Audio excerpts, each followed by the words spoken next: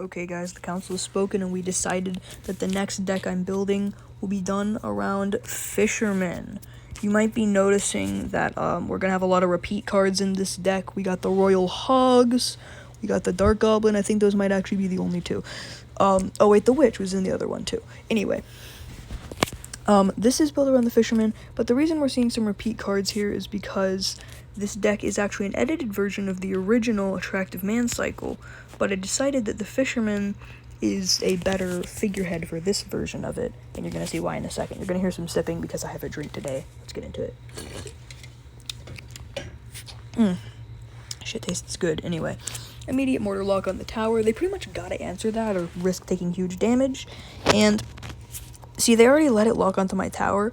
What people really like to do is try and do this cheeky little thing oh my god, where I'm genuinely losing my mind over here. They bullshit it by getting some troops behind it once it's already locked on, but the problem is you don't want it to lock on at all, because if it does, it's just guaranteed damage.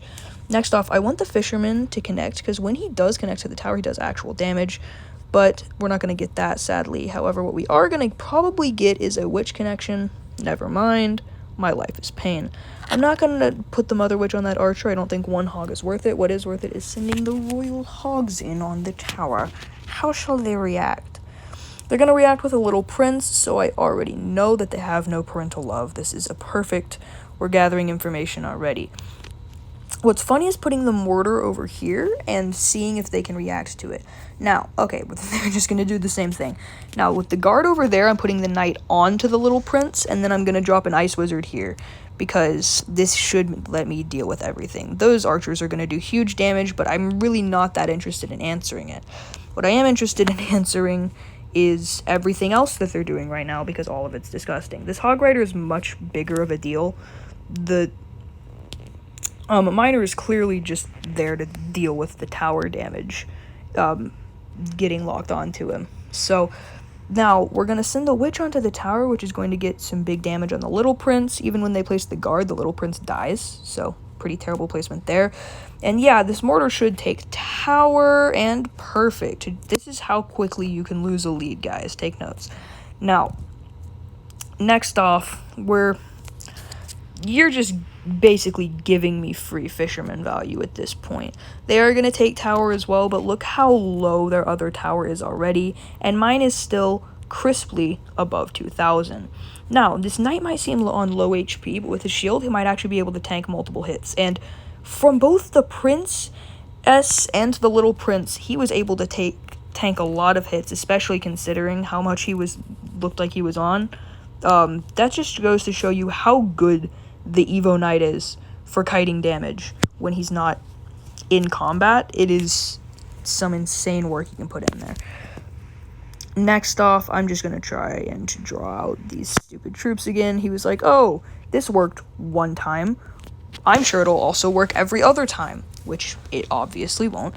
Now, that was some terrible archer placement because we just take the tower anyway. Now, as always, we're going to be playing 5 games. I forgot to mention that at the beginning of the video, but that first game was a pretty easy win. And how fitting that our Fisherman got our first level of mastery. Isn't that beautiful? Getting damage dealer on him is gonna suck. Anyway, it is now time to commence round 2. I'm pretty excited about round 2 because, they're running Royal Chef. Because round 2 is a semblance. I usually, for some reason, get really easy matches on round 1. But round 2 has always been, difficult, but I still think I've won most of them. Now, it might not seem worth it, but I am going to drag this Barbarian over here, because it just doesn't feel worth it to take that extra damage. Now, taking extra damage from a Barbarian is nothing, and caring about it is dumb. Also, great job, we wasted that pancake. But the problem is, with the minions behind it, it can actually do some damage. Also, the fact that he's not dealing with that Dark Goblin behind means I'm probably going to take tower, because everyone always, and I mean always, underestimates how insanely tanky the knight is. Also, once again, every time this happens, they're just giving me free fisherman value. They really do give this shit away. Anyway, I gotta deal with this Night Witch, or she's gonna take my tower as well. And it looks like we did a little early game tower trade, but I'm pretty confident about my position, because if we can keep taking them prematurely, then that's a consistency. Now, there's dropping the Zappies, and I think the Mother Witch should let me get some hogs out of this, which is the main thing I care about, and they really did not want that, apparently. This might still get me one. Yep, just in time. And then we take out the other Zappy fairly easily. This one we don't really need to worry about too much, I'd imagine. That Archer is going to be a bit annoying, so I'm going to get it out early, and then that Barbarian should die. Now, they did these minion placements not great, because I'm able to take those out pretty quickly, and once again, the Zappies placements aren't great either, because I can damage them and the tower at the same time. I'm going to get the Dart Goblin here, and then cheeky little Knight in front. I know it's kind of basic to do the exact same strategy again, but I mean, hey, if it works, it works, you know? Now, the Knight is going to tank all of that tower damage to the point where... Oh, never mind. Darn. But what we can do is get the Fishermen to just drag the Golemites over here so that they're not as big a deal. Man, they hate Mother Witch. Okay. So they're running a Night Witch bridge spam deck, which... Sure, I guess. I haven't seen those in a while, and I think it's kind of cool, I guess, that they're trying to get it to bring back. And, okay, yeah. They're cycling into golems a lot faster now that we've entered double elixir, so I need to start sending the piggies in much more rapid intervals. We also need to not let these golems connect with the tower. The trick with these decks is make sure that they have to be defending something. Because if they're defending something, they can't send 12 golems directly to your tower. And if they can't send 10 golems directly to your tower, it's like they can't play the game at all. So, since they have to defend these hogs, the push really isn't worrying at all. And that is game GG's. But like I said, this was a much more difficult game than the last one that required me to do a little bit of thinking. Now, match 3. Match 3. This is exciting. I'm excited. Alright, you know what, it's a decent start just to put Mother Witch in the back. I hate revealing that I have her this early, but then we put the Royal Hogs on the other side. Now, the Mother Witch isn't offensive pressure or anything, but she's just a good 4 elixir card to cycle. It's not great, once again, to let them know that you have her, but it's better than wasting some of these cards that are going to be doing so much for me. Okay, fucking course, they've got Mega Knight Elixir Golem. I am consistently getting opponents who were dropped on their head as a child. Now, this Ice Wizard is going to have to put in some crazy work here. Luckily, I think he can, along with the Knight and Dart Goblin's help. I think we can actually... Never mind, we cannot survive with our tower. What we can do is get this big Royal Hogs push going, which wasn't as big before, but it's actually kind of nice because now we've got a lot more pressure behind it, and I am not going to let that mini P.E.K.K.A get a free cheeky hit. Nice try. Now, it might have looked like it was doing pretty bad, but now we're honestly pretty even. They do have my tower taken, so if they start playing stall, that would be bad, but... Honestly, I really do think that we are in a fine position, just considering how low their tower is. Now, it would be funny to drop the Mother Witch there, but I think what's more important is applying mortar pressure here, which I really wasn't doing enough of last game in general, because if I can cycle into that Evo, the pressure it applies is insane. Okay, Evo Mega Knight. I got Fisherman here. He goes the other way because I'm stupid and don't know my placements. This Dart Goblin is just going to have to... sit there for a second, and the Evo Knight is going to just try his best to clean up. Now, their tower is on 22, and while it does suck that my King Tower has taken all this damage, I think we're going to go for the double Princess finish here, and I think that that should be able to win us the game, considering how little time is left. That's one tower, and we're getting Golem pressure on this other. Now, I think we need to start addressing this Elixir Golem, because there is... no way in hell that this is a survivable game if we don't start dealing with these guys quicker. Next off, I'm going to preemptive Fisherman over here. I don't even know what they're playing. Yup. Oh, okay. Well, that's actually not the greatest, but it's survivable. It's not the greatest, but it's survivable, and that is a decent place to be. And we lose. Okay. Well, that is our first loss of the lot, but we're still overall at a win. Maybe I should claim this level up potion. As you can tell, I don't use these because I mostly just play 1v1s. It's more fun. I don't really like grinding trophies after you get to the point where it's like season arenas and stuff. It's just not as fun for me anymore. I think just playing 1v1s with random decks, not having to worry about going down in the rankings, is a lot more fun. Anyways, and our mortar instantly locks onto the tower, which should provide us with good damage. And they're doing the same thing last game. They're just trying to do a cheeky little strategy that's gonna take down my mortar the quickest, but you don't want to take it down the quickest. You just want it to get the least damage. Alright, they're gonna put a mini P.E.K.K.A down, which sucks, but we can take care of it. And we did overinvest in Elixir, but we can also get some huge offensive pressure going, because that Dark Goblin is... Oh, the Royal Hog! The Royal Hog! They weren't able to kite it. And also, we're just going to really quickly deal with this Skull Army, using a mix of Mother Witch and Princess Tower damage, which is going to send some huge offensive pressure that instantly takes out the cannon and also gets good damage on the Princess Tower. Much better damage than I was expecting, actually. Wow.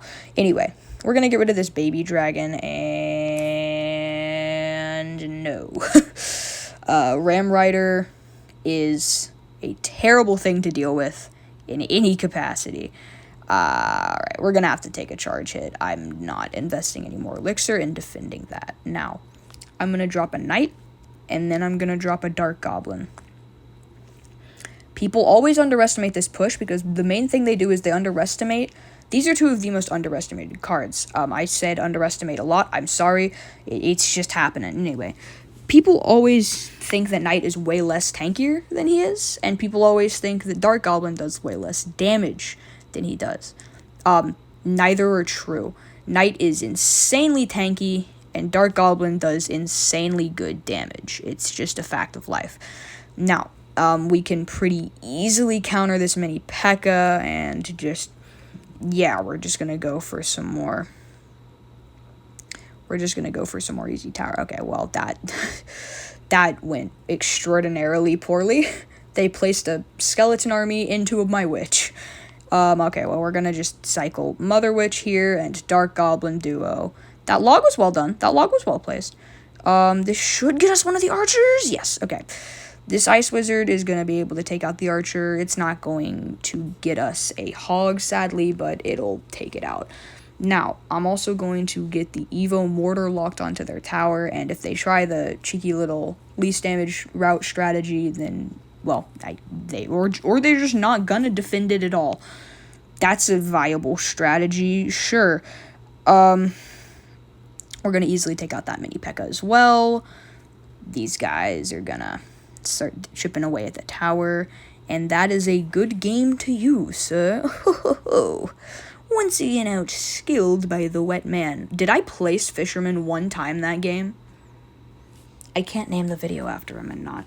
Okay, well, you know what? We're doing the same thing we did last video.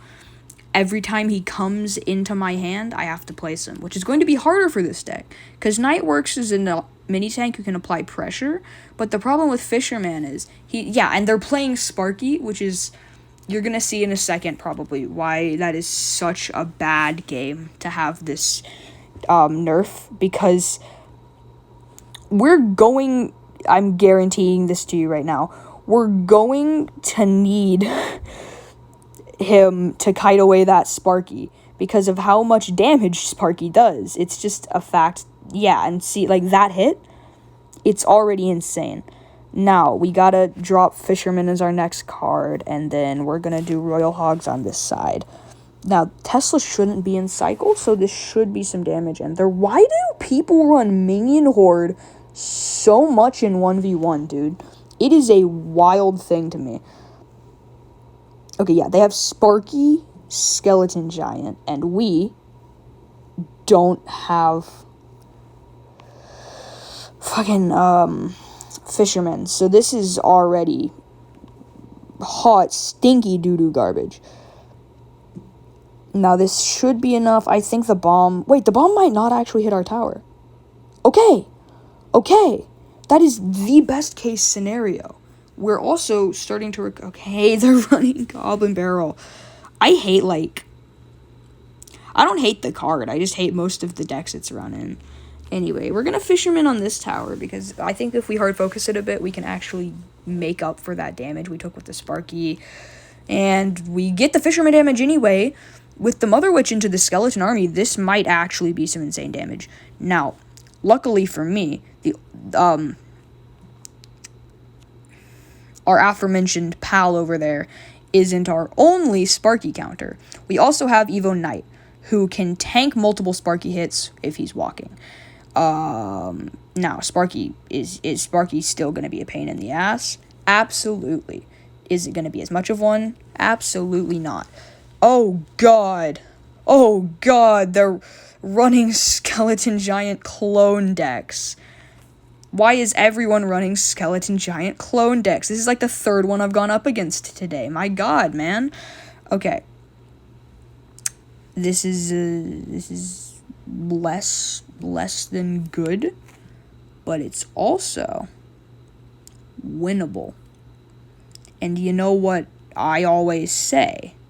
If it's winnable, it's winnable. I don't really have anything else to go from that. It's not winnable. I didn't look at the timer. Yeah, good game, man. These Skeleton Giant clone decks are pretty good, and I think this is some below average winning for me on these challenges, sadly.